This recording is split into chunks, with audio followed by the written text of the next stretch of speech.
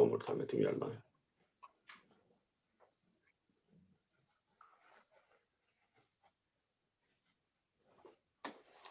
All right, so we are live. Good afternoon. Today is April 7th, 2021. My name is Kamal Ergon. I'm the United Medical Chairman, and I have Dr. Ergon with me, who's the president of CRIAS as one of our surgeons. So we are here to discuss the crisis in Tigray region in Ethiopia. And this is our fourth live session. And we are going to just go through this once again to see, make everyone understand that where we are and what we do. Prior to that, I'm sure we get a lot of followers from these. Many of you already know who we are, but I'm going to introduce myself very quickly. I run a healthcare company called United Medical. We are providing many services, but one of them is the population health management. And while we are doing our job, our goal is to save people's lives, not terminate people's lives. So, and then because of my personal connection with the region through Dr. Ergon, this was an important issue for me to be part of and at least utilize our channels, different channels to make our voice more louder for other people to hear. So I'm going to ask Dr. Ergon to introduce himself and then we'll start our session. Thank you very much, Kamal. Hello, everybody. My name is Dr. Ergon. I am a surgeon. I am the president of the Christiana Institute of Advanced Surgery, as well as the medical director of bariatric program at the American Surgery Center and the co-chair of the United Medical ACO. My specialty is weight loss surgery and minimally invasive surgery. I went to medical school at the University of Bristol in England, and I did my surgical training here in the United States.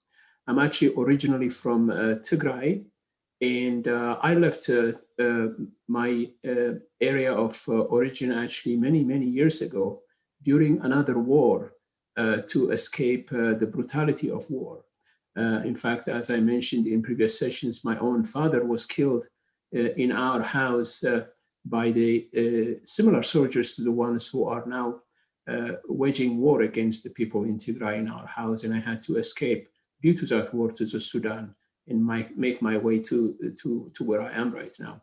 So what is happening in Tigray really brings back terrible memories. And as Kamal said, we are in the business of saving lives, and we cannot stand by and watch what's happening in Tigray right now without doing anything. So, Dr. Ergon, thank you for the intro. And as this is a personal issue for us, but this is happening in many parts of the world as we speak right now. It's not just in one, but I think we start questioning different parts of our system in the world, like, for example, United Nations. What United Nations does, and the countries, the Western countries who have a lot of interest in the other places, what they do, how we react, and also just approaching this from business. I was struggling with this one because in my own country, I'm from Turkey, we have some issues in the southern region, and I was trying to make this whether or not if it was similar. And it's not. Why it's not similar is because Ethiopia is pretty unique when it gets to, when you look at the government setup. Although there are states and there's a federal government similar, we used to say it was similar to United States. But as I get to know more and more, I can see why each state is extremely unique in its own way. Can you explain that a little bit? Absolutely. So as you mentioned, although Ethiopia is known as one state, it's actually home of very different nations and nationalities. There are, as we mentioned in our previous program, people in the north of Ethiopia and south of Ethiopia who have a completely different background, different cultures, different languages. And the system that was set up until recently was a federal system that recognize the autonomy, uniqueness of these different parts of Ethiopia and let them govern themselves in an autonomous way. And that was what the federal government was. So it is obviously different from the United States, where you have different states with different governments within the United States, but there is more homogeneity within the United States. In Ethiopia, there is not. There are different cultures, and historically, those different cultures identify very strongly with their way of living, and their autonomy is very, very important to them. So that's really important for people to understand. So this is not similar to any other country. And Ethiopia is the second biggest in terms of the population in Africa. And also, I think there's a regional, another regional issue in the Horn of Africa.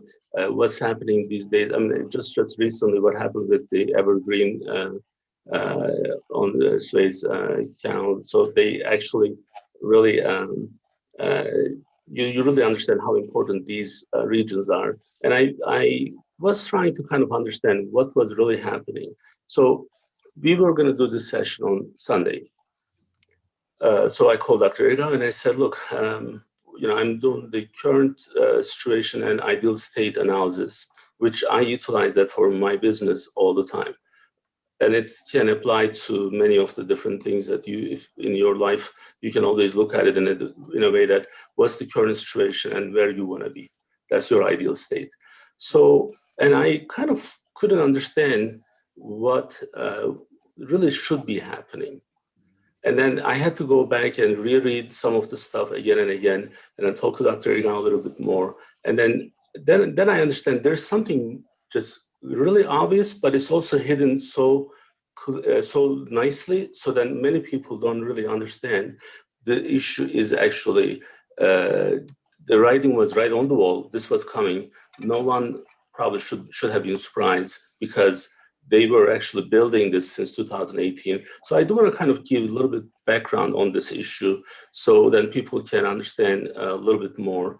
Let me actually start sharing my screen, and if there are any issues, you guys can tell me. So what you see here is the Abiy Ahmed, who's the person who's responsible for many people's lives in the last 3-4 months, 5 months actually now. So there's an established government in Ethiopia, and he wants to change that. So he wants to take this unique setting and identity of each state and make them less relevant, and then make the federal government more important. So this is kind of like telling you why this is happening in Ethiopia today.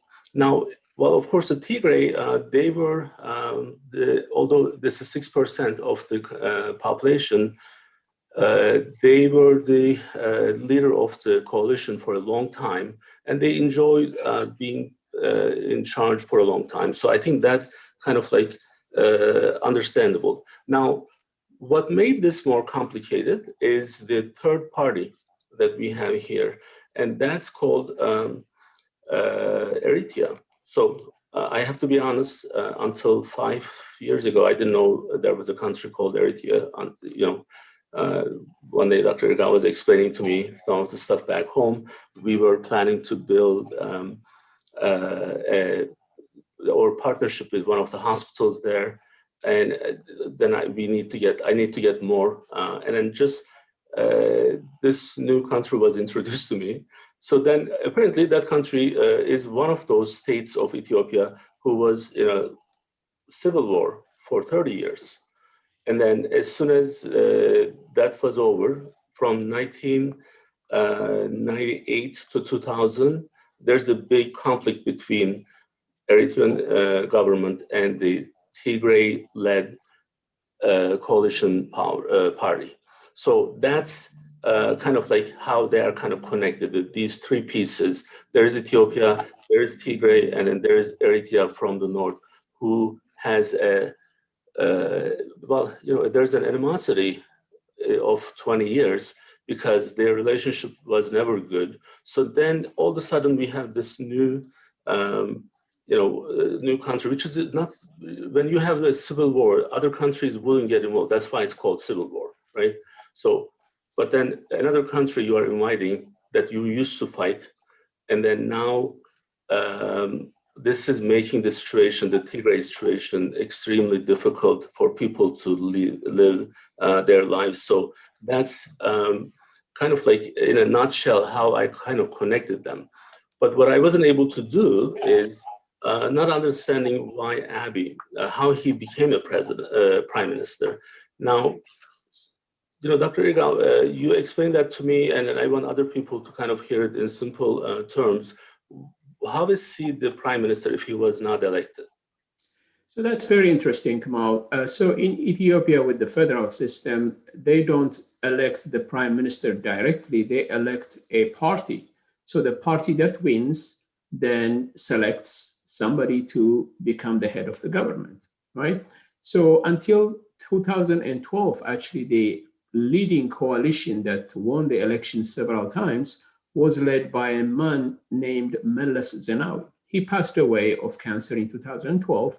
Since then, there was another candidate that was selected by the coalition dominant party, and he was the prime minister for a few years, and then things didn't work out, and they decided to select somebody else, and that's when Abiy Ahmed emerged. So Abiy Ahmed emerged at the head of the coalition that was ruling Ethiopia for the last, 27 years or so.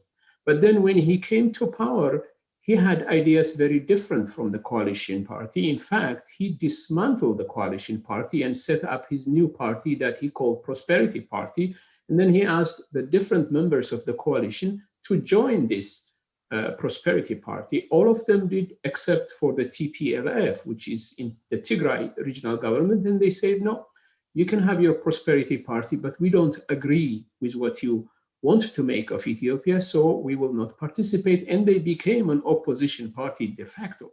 So you have this Prosperity Party that came in the wake of the old elected party without being elected. So the Prosperity Party was never tested in the ballot box. So you would have expected Abiy, as soon as he dismantled the old party and came up with this new party, to hold elections immediately, to say to people, look, I have a new party, the old party is gone, and I'm going to test it with elections.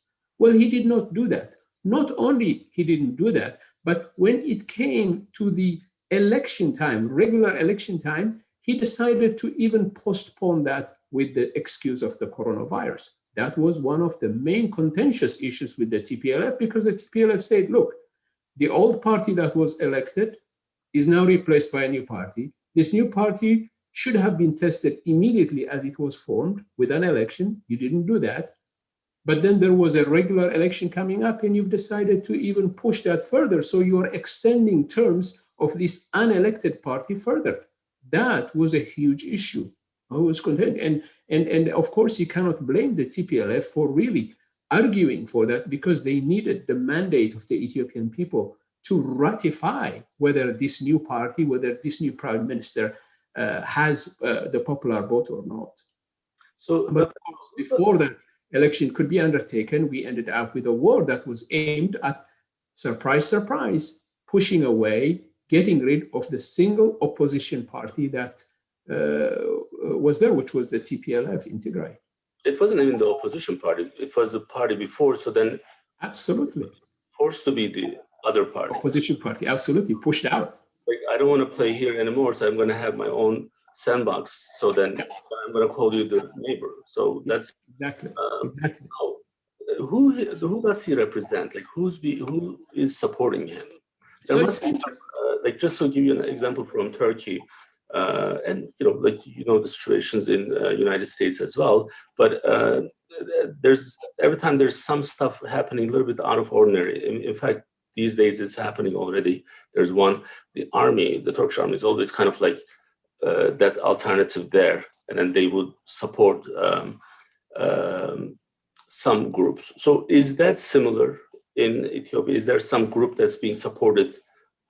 Absolutely, absolutely. So clearly, although Abiy Ahmed was part of that coalition of different ethnic groups represented within different parties, when he dismantled that and made this new party, his idea was really to minimize diversity and go towards a more unitary Ethiopian state that really recognizes less the diversity within the periphery. This was very different from the setup we've had 30 years, but very similar to the setup we've had for decades before, represented by Emperor Menelik, Emperor Haile Selassie, and then the Derg, the military dictatorship. All of them wanted a unitary state, really dominated by the single ethnic group in Ethiopia in the center, which is the Amhara group. Now, there is an elite political entity in the Amhara group who always wanted to go back to those ages, who always resented this ethnic federalism because it gave power to the different identities with Ethiopia. And the strongest supporters of Abiy Ahmed right now are those elements. They are the ethnic elite Amhara politicians who want to go back to the old imperial Ethiopia, dominated exclusively from the center, where the periphery has much less significance beyond token representation. So that is who is supporting Abiy Ahmed and who is driving the politics of Abiy Ahmed currently. That's before 1990, right? Yes, before the 90s, absolutely. People who were in power before the 90s. PLF became in power in the coalition. They overthrew the dictatorship. So that's the ones this guy is being supported by. Absolutely. In essence, that's the same ideological tone that wants to come back, essentially, which is saying, okay, one Ethiopia, very little diversity, strong representation on a single language, concentration of economic and other developments within the center, and marginalization of the periphery, which did not work for decades. That's why we had the TPLF fighting and come to power and create the coalition.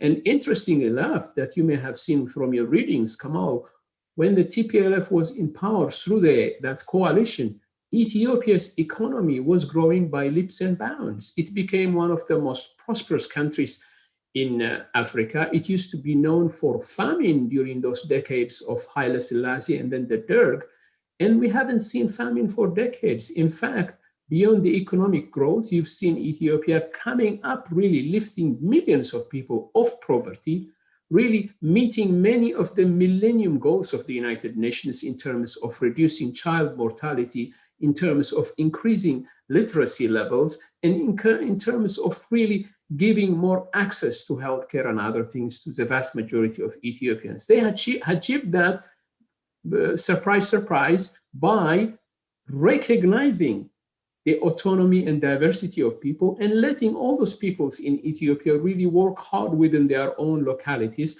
to really transform Ethiopian society. And one of the tragedies we have right now, Kamal, is that Tigray particularly used to be known for being very vulnerable to famine and other problems in the era of the Derg Haile Selassie. And in the last 30 years, it had transformed itself, building an infrastructure that allowed people there to live really in much, much better situation and security, from food security, from better sanitation and education. All that has been destroyed in 5 months of havoc that this war has brought, obviously, where you see that the aim of the current government of Ethiopia is not only really to control politically that area, but also to crush its development so it would never get up again. And for this, they are being helped by Eritrea, which is known for, the most brutal regime in that area. An army from that area cannot bring development, Kamal. It can only bring destruction.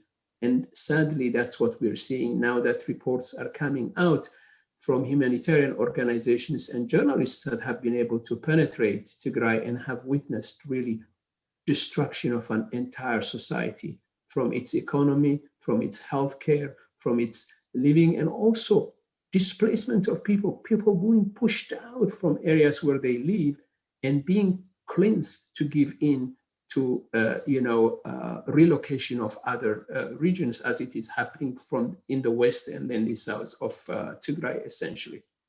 So, Dr. Ergon, I actually, when I was kind of getting myself ready for this session, just to understand the motivation of Eritrea, and it's pure revenge, right? So, absolutely. Why would they get them? But what they maybe don't understand is there are consequences, even if they may succeed in this. Abiy is not going to stop what he's doing today. If they're involved, then they may be the next to be included in this mess. But I guess they will figure it out on their own. Now, another thing that bothered us a lot is the way that Abiy Ahmed was awarded with the Nobel Peace Prize.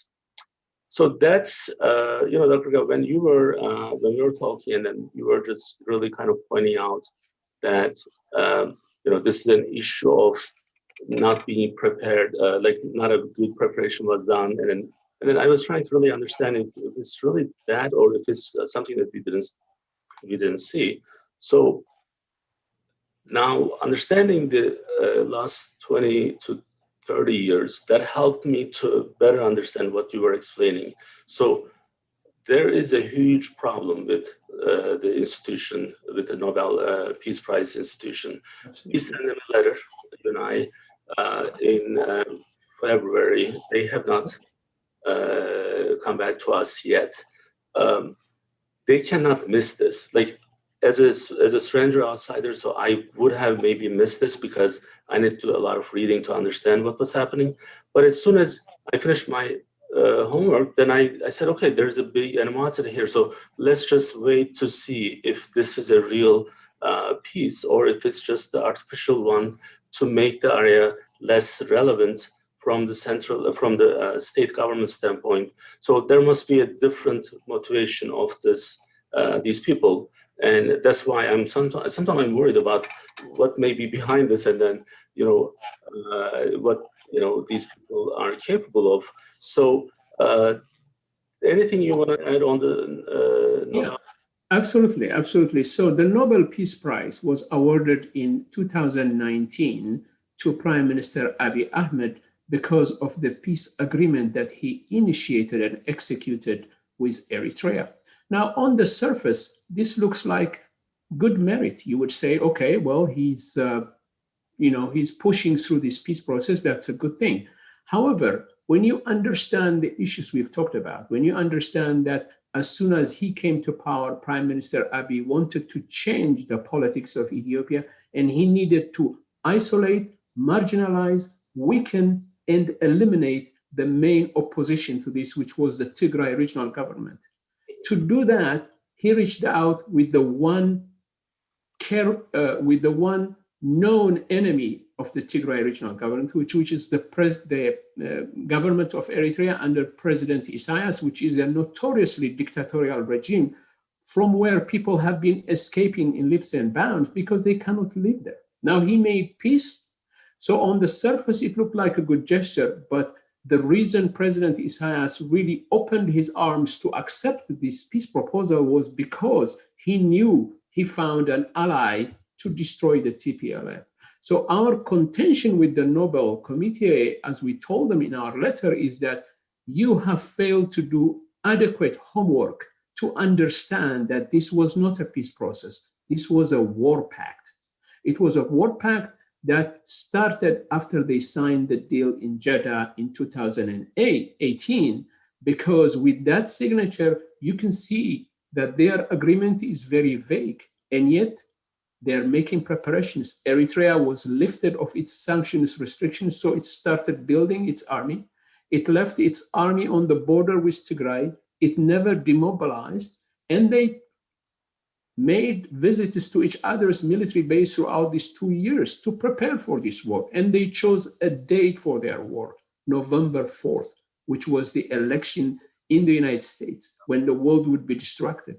Now they're telling us this excuse that they started the war on November 4th because on November 3rd, the TPLF attacked the Northern Command. But the date was set. What the TPLF did was to try to minimize the impact of that aggression on them by at least neutralizing the Northern Command, right? So what we are telling the Nobel Prize Committee is we're not really interested whether they did this for future reasons or not. What we're saying is you haven't done enough homework, and it is possible that the world took his eyes off of Abiy Ahmed because of the legitimacy he was awarded with that Nobel Prize. So the Nobel Committee does have responsibility to some extent on what is happening to the people of Tigray. Killer. Absolutely. I mean, Kamal, you can really imagine a situation in Tigray with an analogy. Imagine there is a house in the neighborhood, right? Imagine you know that there are bad things happening to the people in that house. And this is happening when the whole neighborhood is distracted because there is a major event going on in town. Then when you hear so much noise coming up, you'll start knocking on the door, you start knocking on the windows to find out what's going on in that house. Finally, after a lot of knocking, somebody lifts the blinds of the windows and you peek inside. You see that there are people tying up the children and the wife in that house and strangling them, right? And then as you do that, they tell you, oh, the husband started the fight. We're trying to find the husband. In the meantime, they're still choking the wife and the children. Your first act should not be to argue with them on who started the fight. The first act would be to tell them to stop choking those children and that wife, because the choking eventually will lead to the death of these people. And that is exactly what we are saying. In Tigray right now, people are dying, and there are all these diplomatic niceties about what we have to do, talk with Abiy, let him announce that the Eritrean troops get out, whilst people are being choked. Every minute that you and I are passing right now, there are Eritrean troops, Amhara militias, Ethiopian soldiers roaming through the villages of Tigray, not to provide security to the people, but to torment them, to suffocate them, to starve them to death, to deny them medical care. And the world is watching, Kamal. That is totally unacceptable. That is what we're saying right now. So that's kind of like the point of what you are saying, that let's stop the madness first before we figure out, right? So with our efforts from here and with others' efforts, so we know that we got a lot of attention to the issue from our senators, the new Secretary of State, but Chris Coons, who is a good friend of mine, and I cannot appreciate him enough. He did listen to our concerns, and when I see that he was able to take actions on these concerns, I was extremely happy, especially when we heard about him being the person who's going to Ethiopia to discuss these issues. That even made it even more, like I actually more, I have more respect for him now. However, he came back with a promise from Ethiopia saying that Eritrea was going to be out of the area. And last Thursday, we got reports from the area that that didn't happen. So that's one of the reasons that we are actually doing this session, to make everyone aware of that issue of what was promised by them to the United States is not happening already. And then United Nations, the 75th president of the General Assembly of United Nations is a Turkish gentleman, Volkan Bozkır, and I did reach out to him, and he was actually traveling to Turkey at the time, but I know that he's also working on this issue. I read in different parts of the media, and one of the other issue was the Turkey's position in Ethiopia. Apparently, Turkey is the second biggest investor in Ethiopia. I think when politics are at this level and the people of the region is being tortured and killed and raped, I think these countries who are investing, they need to take actions, as it may look like they are being okay with what's being done. So we cannot have a trade with these. Just imagine, like, if I have to do business with some unethical doctor, so if I know that what they are doing wrong, so I'm not going to have any business relationship with them. Abiy Ahmed has to feel the pressure from every different angle, and I'm surprised that President Ergon did not actually take a more aggressive approach on this issue.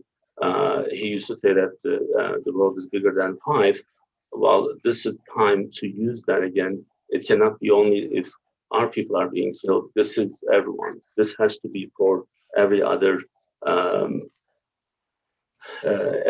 region that shouldn't be happening. Now, Dr. Yo, I do want to Uh, Can I just add something to that, Kamal? Absolutely. So it is important for the world to do something, right? I mean, when I used to do trauma surgery, one of the things I used to take care of was burn injuries, right? And when you look at the algorithm for taking care of people who have been injured with burn, the first thing it tells you is get the person away from the fire. The first thing you do before start treating, before start doing anything, the very first line says, take the person away from the fire. Get the insulting fire away from the person. That's the first thing you have to do.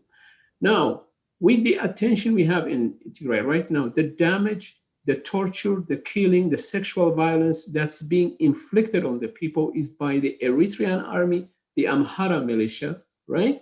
And we are saying those need to get out.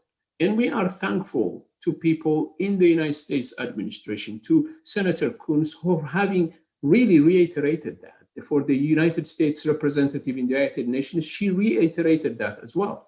But all we're getting from Ethiopia and Eritrea is really lip service. They are not doing it. Although Prime Minister Abiy Ahmed announced that Eritrean troops were going to leave Tigray effective immediately, what we have seen is reinforcement of the Eritrean troops in Tigray. So the more the world talks about this, the more the torture increases. So the world needs to do something, whether it's something like they did in Bosnia or other parts, but they have to take action. It is not sufficient for G7, for the United Nations, for the European Union to say things. They have to really act on them. Otherwise, the longer this passes, the more people are sadly going to be dying and suffering in Tigray. And this is not right.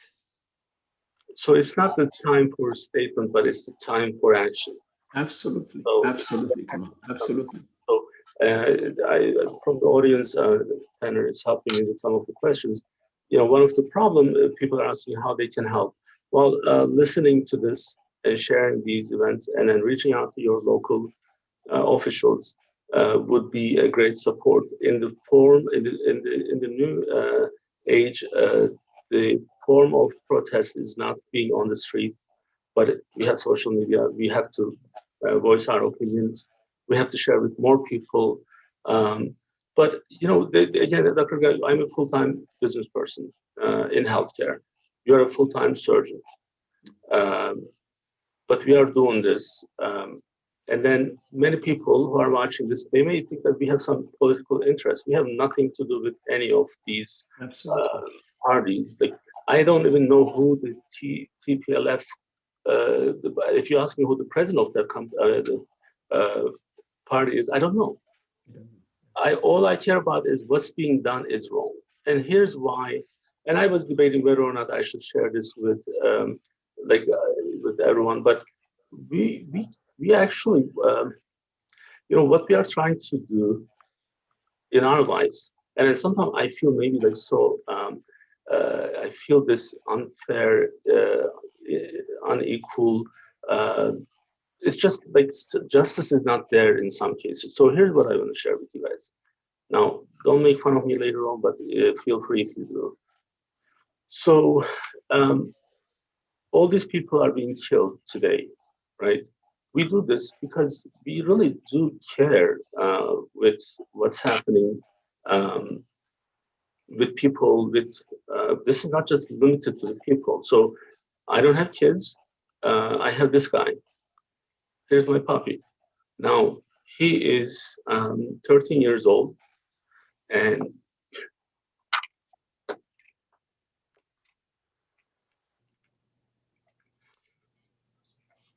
so, Dr. Ira, if you take absolutely. This is, I know this is very emotional. So, Dr. Badi, as we call this golden doodle, is 13 years old. He has Addison's disease since 2017. He's on daily medication and he gets monthly injection. And recently he has had a setback. Actually, over the last 10 days or so, actually, it was a very tough time for Kamal and Buddy, because he was having difficulty walking. He was having difficulty doing normal things. And there were consideration on what should happen. And it was a tough situation, right? So Kamal actually took time off work to stay with Buddy, and he was there just to help him. And he was sleeping downstairs by where Buddy could be, because Buddy could not go upstairs, right? Very, very difficult. And that is what compassion is, right? For a life, right? For something you love, for something you care for, right? And in this planet where we all live, where we share this sky that protects us, right? We're all here, and yet entire populations are being decimated, starved, denied medical care, denied protection. And we cannot even see them because they closed the internet, they closed electricity, they closed all communication. And we cannot go by our day like that, right? I mean, Kamal could not continue to work and live when Buddy was suffering like that, right? So that is what we're saying. So we have to care. It doesn't matter whether we know these people or not. When we know that there is so much suffering going on in a region of the world targeted for its identity, its culture, its history, its choice of its leadership, right? And tortured in this manner with 3 armies, suffocated, it's not right. We have to care. Or what, right? Like what would be the reason? Yeah. Like I'll tell you a little bit more stuff on this. As Buddy's condition went down, he actually, because if you, he's in pain, so then he actually did one of my assistants, and she couldn't get upset with him because we understood why he was doing it, because he was in pain. So Abiy Ahmed, if you listen to this, I really want to sit down with you and talk to you and then understand what happened in your childhood, who messed you up this way, because you must be sick. Like I'm, like Dr. Gai, you and I, we've been working together for 20 years. I'm pretty straightforward with my business. Emotions are not much involved, but when it comes to dealing with people, dealing with animals, dealing with the society that we live in, we take that responsibility to a different level. Yeah, and as the prime minister of a country with 110 million population, you cannot be responsible to kill and be like take the blame for all these happenings. There's no reason for what. Why is this happening, right? So that's why we are calling everyone. We are calling United Nations. We are calling all of our local and federal government officials. We are calling Turkey to get involved, because if you are the second biggest investor, you need to make a statement. And I'm hoping that they can actually hear what we are doing and see what the situation is. Now, what we have done, you can find these on my YouTube channels. This is our 4th video, the 4th session, and then we actually have some small, shorter videos that we took from these sessions, and this will be posted as well. Please share this and make it, let them hear our voice. And any part of the world, if this is happening, these types of stuff should not be happening in today's world. Absolutely. It's not okay. And it's not going to be okay. And we won't stop talking about it until this is under control. So hopefully this was helpful for those who may not have a good idea in the region of Tigray. And we are praying for them, and we are going to work on this nonstop. Dr. Gal, thank you for joining me. Thank you very much from the bottom of my heart, Kamal. I really, really appreciate it. Thank you. See you guys later. Bye.